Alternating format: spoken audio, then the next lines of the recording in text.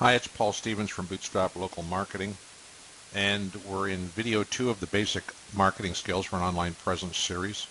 In this video, we're going to talk about citations and your Google business page. Along with citations goes what's called your NAP, which is your name, address, and phone number.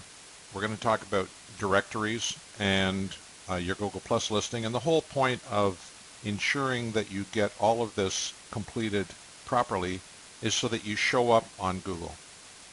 So what is a directory? It's pretty straightforward. In this case, we have a simple search for home renovations, Hastings, Ontario. That's the search phrase. This is the Google Maps or the 3-pack result that shows up when you do a search on Google. And right here, yellow pages, those are directories. This is a directory, goldbook.ca. There's different kinds of directories. Those are pretty general ones, but we'll look at some of the different types you can have. So when I'm talking about a citation, what I mean is basically this: name, address, and phone number. And what you want is to have that citation show up in as many applicable directories as possible. If you do, then you're likely to wind up showing up here in the 3-pack. So why list in directories? Well, listing your business in the directories are going to give you these benefits. If you're listed in a number of directories, then that means in Google's eyes, you're probably a legitimate business, right? Your business is going to be found in a directory when searchers go looking in directories. A lot of people will put a search into Google. Up will come a directory result like Yellow Pages or Gold Book or something else, and then people will simply click in those directories. You want your business to be listed there. Google will serve up directory results as the results of a search, as I just said. People will look in industry-specific sites. That is, there'll be some directories that are listings of home renovators. There'll be directories that are listings of people who are certified fitness trainers. In addition, a directory will provide confirmation that you are in a specific location. So when people are looking up plumbers in Hastings, Ontario, or fitness trainers in Cobourg, when you're listed in a directory that is listing businesses in that locality, and your business is one of them, that's a clue to Google that your business should be one of the results that they provide when somebody does that kind of a search. Well, we talked about directories being around. Well, which directories are it important to be listed in and which are it not? There's hundreds of possible directories to be listed in. Some of them are important and some not so much. Well, here's 4 reasons to choose one. Some directories have a higher page rank than others. As for instance, the Yellow Pages rank very highly in multiple searches, particularly local searches. When you're looking for a service or a business, you're going to see that yellowpages.ca is one of the first results. We saw in the example on the previous slide, goldbook.ca was another one. It's also highly ranked. Yelp is a directory that's highly ranked. If you are doing trying to determine exactly what directories to be listed in, one of the ways to do that is to go and find out where competition, people who are in the same field as you in a highly competitive environment, are appearing. It makes sense if somebody is, for instance, a plumber in Peterborough, and they come up in the number 1 or number 2 position, and they're listed in a bunch of directories. You should try and be listed in the same directories they are, other than the ones that are specific to Peterborough. So if there's a directory that's geographically local, for instance, if your local municipality has a business directory, you would want to show up in that directory. Typically, getting into that directory is free. It doesn't cost you anything but a bit of time and effort, and it's a strong validation to Google that, in fact, you are from that local area. There are some large companies, especially early in the game, that used to try and skew results to make sure that they showed up in everything that was within driving distance to try and collect as much business as possible. So a firm in Peterborough would be showing up when a search was done for somebody looking for a service in Hastings or Campbellford. Google doesn't do that anymore. They're much more specific. You have to have a physical presence in the locality, generally speaking, for you to show up. Now, some businesses are still able to game it by maintaining a sort of a ghost office, but not very many will bother doing that. The other thing, if there's an industry or niche specific directory, for instance, if there's a regional, provincial, or national association that your business could belong to, it makes a lot of sense if you can belong to that. Sometimes they're free, sometimes it costs money, but it's a validation, once again, for Google that in fact you are a legitimate business operating within that field. Talked about PageRank, and here's how it works out. Yelp, Goldbook, Yellow Pages, Kijiji, they all rank very highly. You can see that there's a list of other ones there. Right at the bottom of this slide, http://checkpagerank.net. If you go to that location and drop the URL of any directory, it will tell you what the page rank of that directory is. I would caution that you go to the home page of the directory, not just the page that your company might show up on or a competitor's company might show up on.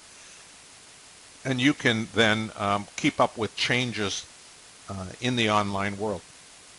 But just looking at this slide right now, you know that you want to be on Yelp, Goldbook, Kijiji, Yellow Pages, Canada One, Profile Canada, and tofindlocal.com. Some of the other ones, for instance, 411.ca, WebLocal, I think, as I recall, and ylm.ca, those are all subsidiaries of Yellow Pages. So once you show up in Yellow Pages, you're going to show up in them as well.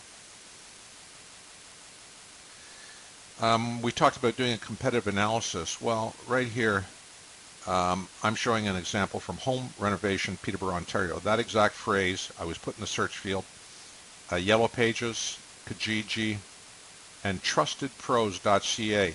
Obviously, we're familiar with this one.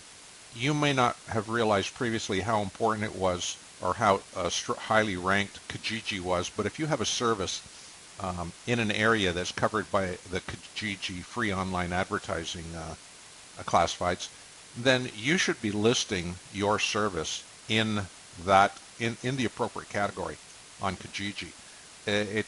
Your ad's going to run out after a while and also going to slip off the front page, but that doesn't stop it from showing up in search results for the right search, right? And this is under general contracting and handyman category in Peterborough.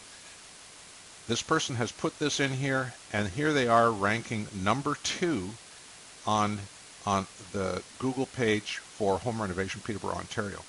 But whatever business you're in, you should construct an ad. You should be going and renewing it periodically to ensure that you get Kijiji's rank working for you. Trusted Pros is obviously a directory associated with home renovators or home general contractors, something like that.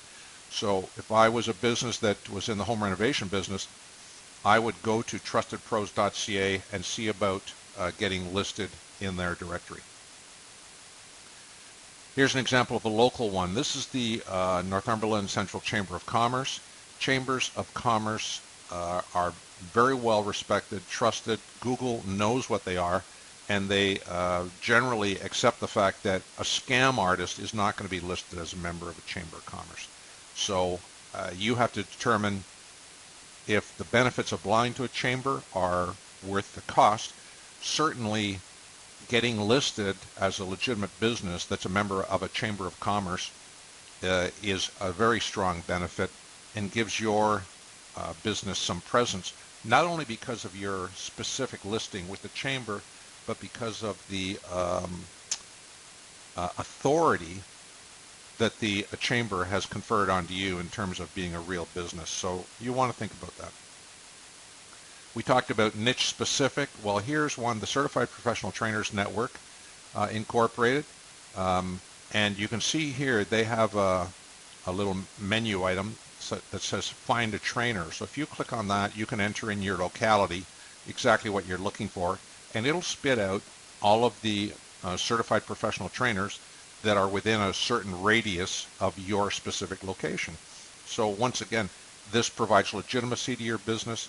It's a directory that you might want to get in touch with This may very well require some kind of an annual payment. It depends on the situation. I can't speak to every niche-specific directory. Most of them probably have some payment required. But you may simply, if you get your certification through that network, that may be sufficient for you to get listed with them. Now, we talked about NAP right off the bat in the beginning of this video. And NAP stands for name, address, and phone number. It's very important that your name, address, and phone number be consistent from directory to directory to directory. You need the name of your business to be spelt the same way. It can't be Happy Home Builders one place and then Happy Home Builders Limited or Happy Home Builders Services someplace else. It needs to be the same. And that's also true for your address, right? You want to have it always the same. The address wants to be the same. The phone number wants to be the same. What you don't want to have is 123 Happy Street, ST period, and then Happy Street, STREET, someplace else. It will hurt your rank. Phone numbers are important. You know, if you've changed locations and changed phones, or if you used your mobile phone at one time and then switched to a landline, it will hurt. I had a client who was very upset, had a coffee shop in Hastings that was not or I should say in Campbellford, was not showing up for coffee shop, even though it was, you know, probably the top coffee shop in Campbellford at the time. I went into it, did a little research, found the name of his business, in fact, online, associated with 3 different phone numbers. You can appear online, but that doesn't mean Google has to serve you up as a result if they're the least bit suspicious of your legitimacy. The way this worked out is originally the person had opened at one location, operating out of a trailer, used their home number as the business number. They then got a cell phone, and so they changed. The next time they got listed online, they used that cell phone number, and then they finally opened up a bricks and mortar business, and they had a landline specific to their business, and it was different again. So all 3 of those numbers appeared online, and that was stopping Google from showing that result when people went looking for that specific type of business. Every directory out there, Yellow Pages, Yelp, whatever, will give you place and space to describe your business. So before you go online to start listing your business in directories, make sure that you've decided what your NAP's going to be. You should go and check to make sure that your presence online, you know, what is being said about it right now. The other thing is, you've done keyword research. Make sure that you have a description of your business that includes the appropriate keywords. More than one. Okay, you're not just auto repair. You do car repairs, truck repairs. You do radiator repairs, dent removal. You sell tires. Look for all of the keyword phrases that are appropriate for your business. If you have a website, that's great. You can put a link into a lot of these directories. If you have a video on YouTube about your business, you can put that link in instead. If you have a logo, great. Pictures, a lot of these directories will allow you to upload pictures, so make sure you have some pictures with you and ready to go, loaded into your computer when you start making the rounds to the different directories. And think about the categories. If you're in auto repair, but you're also in truck repair, and you also do vehicle maintenance, then look to see what categories are available for you to list yourself in. The benefits of being ranked are pretty clear. You're going to be visible over other results. We talked in the earlier video about the Google 3-pack. It's down from the 7-pack. There used to be 7 businesses listed with the Maps view, and Google just in the summer of 2015 reduced that to 3. And now there is ads appear up here, sometimes over to the right-hand side, and then under here you get the organic listings. Frequently those are going to be Yellow Pages, Gold Book. All of this takes up a bit of space, and now actual websites sometimes don't even appear on the first page of the results. You want to get in here if you can. The best way to get in there is to make sure you have directory listings, Certainly helps to have a website, but when you're in a smaller town or a village, if you're in a rural area, a lot of times the competition is not intense. You can wind up being here if you simply take some simple steps and do some of the things that we talked about doing in the keyword research and some of the things we're talking about doing in here.